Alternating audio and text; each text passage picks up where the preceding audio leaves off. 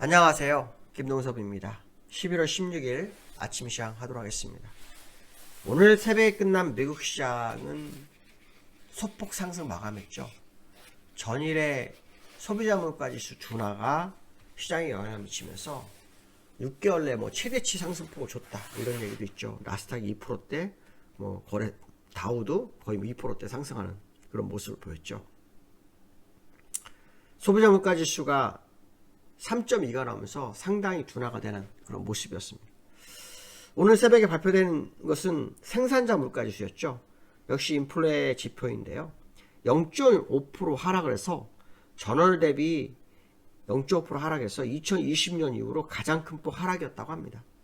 그러니까 인플레이션이 완전히 둔화되는구나 라는 생각을 시장을 하게 됐고요. 그로 인해서 금리 인상은 못할 거다, 종료가 됐을 거다 이런 생각을 하는 것 같습니다. 12월 금리 인상을 하지 않을 것이라는 전망이 굉장히 시장에 많이 나오고 있는 상황이고요. 그런데도 불구하고 미국 시장이 별로 안 올랐죠. 어제는 많이 올랐는데 오늘 덜 올랐습니다. 이유는 10월 소매 판매가 역성장한 점이 주가 상승을 그러니까 저가 상승이 크지 않았던 이유다 이렇게 해석을 해봐야 될 것 같습니다. 10년물 국채금리는 4.5 밑으로 떨어졌습니다. 국채금리가 여전히 하락 추세에 들어왔고요. 요 근래 주가가 올라오던 유가가 다시 70불대 중반에 멈춰섰습니다. 그러니까 유가가 시장에 미치는 게 매우 제한되고 있는 상태고 국채금리마저도 안정세를 가져오면서 시장이 골디락스 이런 가능성 얘기도 나오고 있는데요. 그거는 좀 더 지켜봐야 될 것 같습니다. 시장이 악재가 거의 사라지는 느낌을 보여주고 있죠. 미국 시장은 근데 사실은 금리 인하를 원하고 있어요. 근데 금리 인하 하려면 지표는 더욱더 둔화해야 됩니다. 이 정도 갖고는 안 됩니다. 침체가 돼야 되죠. 지금은 인플레이션을 막는 지표로 시장을 보는 거고 금리 인하를 원한다면 완전 침체가 들어와야 되거든요. 근데 지금 상황은 침체가 아니라는 거죠. 시장 일각에서는 미국이 침체를 숨기고 있다 이런 얘기도 있어요. 그러니까 침체가 들어와서 금리 인하를 해야 된다 이런 얘기가 나오죠. 그래서 어제도 말씀드렸지만 미국에서는 지금 연준에서는 상황에 따라 금리 인상을 하겠다 그 정도 상황이고요. 또 월가는 오히려 이제는 금리 인상은 없다. 금리 인하가 언제 할 거냐, 전반기냐 하반기냐 요거 따지고 있는 상황이에요. 굉장히 다른 상황인데요. 개인적으로 저는 금리 인하가 이제 도래를 해야 할 거다라고 봅니다. 다만 지금 정도로 지표 둔화로는 어림도 없습니다. 적어도 고용지표가 거의 5% 넘어야 될 거고요. 5% 넘어야 되고 지금 3.8 아닙니까? 그러니까 아직도 1.2% 정도 차이가 있어야 되고요. 지금 나오는 지표들도 좀 더 하락을 해야만이 연준이 금리 인하를 시동을 걸 수 있다는 거죠. 그전에는 금리 인하는 어려워요. 그러니까 지금 주가를 올리고 있는 둔화가 어쩌면 나중에선 주가를 빼는 지표로 바뀔 수도 있다는 생각을 한번 해볼 필요성도 있겠다 이런 말씀 드리고 싶고요.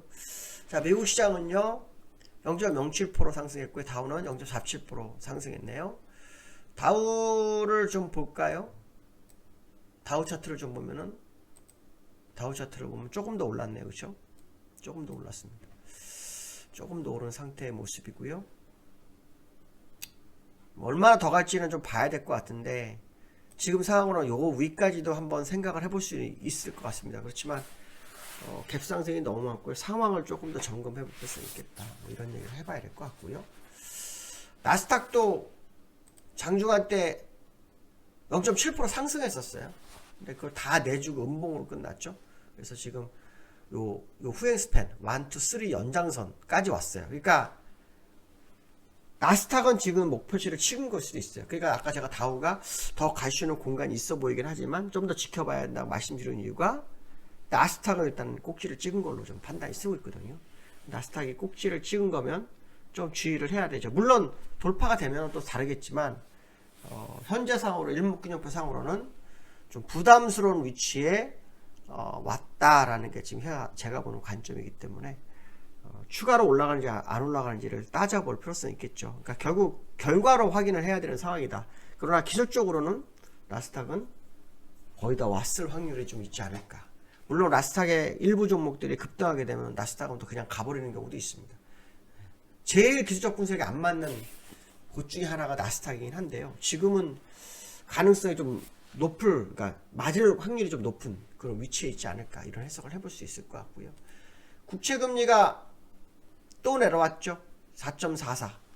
그러니까 어저께 4.5 밑으로 내려온 후에 조금 더 내려왔습니다. 이제 이 4.44가 뭐 요 정도까지 올지, 여기까지 올지 모르겠지만, 일목균형표상으로는 뭐 이렇게 추세선을 그을 수 있거든요. 뭐 이런 식으로 추세선을 그을 수도 있고, 요런 식으로 추세선을 그을 수 있기 때문에 추가 하락은 제한됐을 확률이 높습니다. 그래서 국채금리는 추가 하락이 좀 어려울 수 있다는 거, 그런 생각도 한번 해볼 수 있을 것 같고요. 그 다음에 서부텍사스 중진료를 보시면요, 여기 3일 동안 하방경직성 확보 작업을 하다가 올라왔죠. 올라와서 제가 예상했던 80불을 못 넘어가고 80불 밑으로 떨어졌죠. 그래서 다시 76불이 되면서 이전 저점에 근접하고 있어요.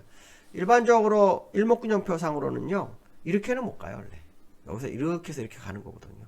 그 상황이 어떤 식으로 잡히는지 한번 확인해야 되겠다, 이런 말씀 드리고 싶습니다. 제가 그래도 75분 밑으로 가기는 정말 어려울 것으로 예상이 되는 어떤 기술적 분석의 모습이 있다, 이런 얘기를 할 수 있을 것 같고요. 두 번째, 원달러가 1300원 턱걸이 마감했습니다. 어저께 원달러가요 25원인가요? 28원.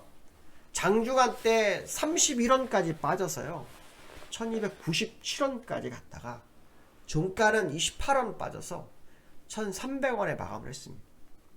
근데 이제 이 차트를 보면서 제가 말했던 걸 기억을 하셔야 됩니다. 왜냐하면 제가 지난번에 무슨 얘기를 했냐면 1300원 전후는 갈 거다.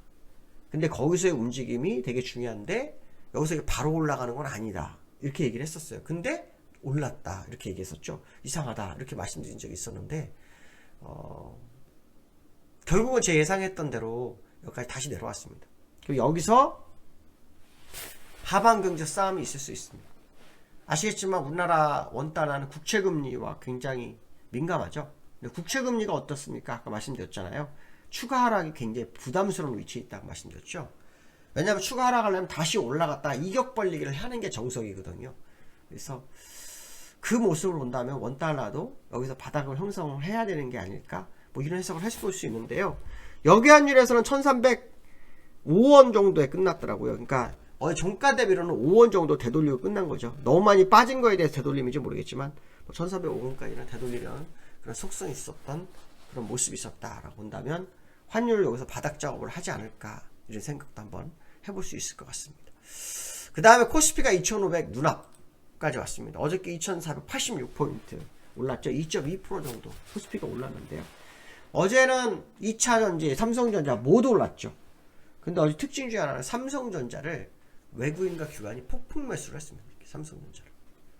어저께 삼성전자 여기 보시면은 여기 딱 제가 예상했던 자리까지 왔거든요. 이게 돌파가 되냐 안 되냐는 이제 오늘 봐야겠죠. 만약에 여기서 돌파가 되면 삼성전자는 7만 한 6천원대인가요? 아마 거기까지는 갈 수 있을 거예요. 돌파된다면 7만 8천원. 7만 8천원을 갈 거냐, 끝을 낼 거냐, 그 자리입니다. 그래서 어저께 수급적으로는 그 삼성전자 외국인이 450만 주 샀고요, 기관이 510만 주 샀습니다. 그러니까 거의 뭐 글 한 2, 3년 안에 외국인과 기관이 이렇게 많이 산 건 정말 오랜만에 있는 쌍끌이 매수가 있다는 거죠. 그래서 이거로 봐가지고는 뭐 삼성전자가 더 가는 거 아니야, 이런 해석도 하겠지만, 기술적으로는 여기서 끝을 내던지 아니면 여기서 끝이 안 나면 조금 더 업그레이드 치던지, 이런 상황이 돼 있다, 이렇게 보시면 될 것 같습니다. 그래서 삼성전자가 만약에 여기서 더 올라가면 거의 뭐 7만 8천을 볼 수 있는데, 확률적인 부분을 봐가지고는 50대 50입니다. 네. 상승을 100% 확인을 할 수가 없습니다, 지금 자리는. 왜냐하면 이 자리는요, 여기서 1, 2, 3 맞고 떨어지고 네 번째거든요. 그러니까 마지막 싸움이냐 아니면 다시 밀릴 거냐 한번 확인을 해볼 필요성이 있고, 만약에 올라간다면 주가가 조금 더 오를 수 있는 공간이 좀 있다, 이런 해석도 한번 해볼 수 있습니다. 자, 오늘 여기까지 하겠습니다. 감사합니다.